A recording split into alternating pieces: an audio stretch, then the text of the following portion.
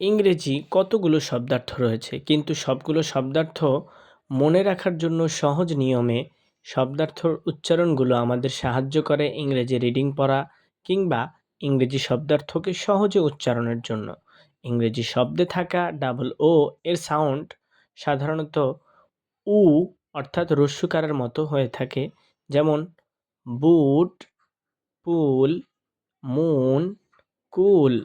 ইংরেজি শব্দে থাকা এ এর সাউন্ড ই অথবা এ সাউন্ডের মতো সাধারণত হয়ে থাকে, যেমন ইট, টি, হেড, রিড, সিট, ব্রেড।